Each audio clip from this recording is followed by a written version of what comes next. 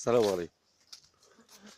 نصيحة لأي شاب عايز يتجوز اليومين دول، يعني إن شاء الله ربنا يا رب يوفق الشباب كلها. افهم نفسك الأول، اعرف احتياجاتك الأول عشان تعرف تختار اللي يلازمك. انت مش هتعرف تختار اللي يلازمك غير لما تفهم انت عايز ايه، متطلباتك ايه، ايه اللي عايزه من الدنيا.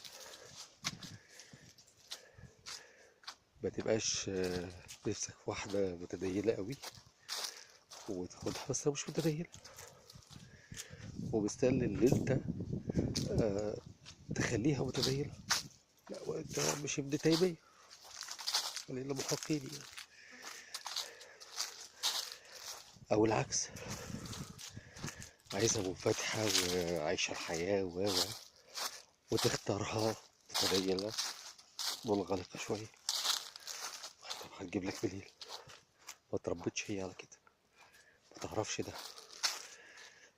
انت اللي هتدردحها يعني، دردح نفسك يعني، اشتغل على نفسك الاول.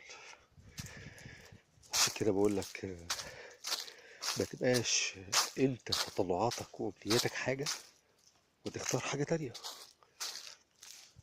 خالص. مش معنى كده ان انت تسيء في الاختيار، بس عايز اقول لك ان انا اعرف الاول انت اللي محتاجه ايه، متطلباتك، ظروفك المادية النفسية الاجتماعية. انت راجل متقلب المزاج ولا راجل هوائي ولا راجل مستقر وبناء عليه اختار اللي هتتناسب معاك طالما الاختيار واقع عليك. الا ما تبقاش بتختار وبتختار ما لا يناسبك وبتشتكي. ففي جزء كبير جدا وقع عليك انت، اللي انت ما فهمتش عليه جواز، ما فهمتش عليه اختيار، ما حددتش طلباتك بالظبط، احتياجك بالظبط، لانك ما فهمتش نفسك بالاساس.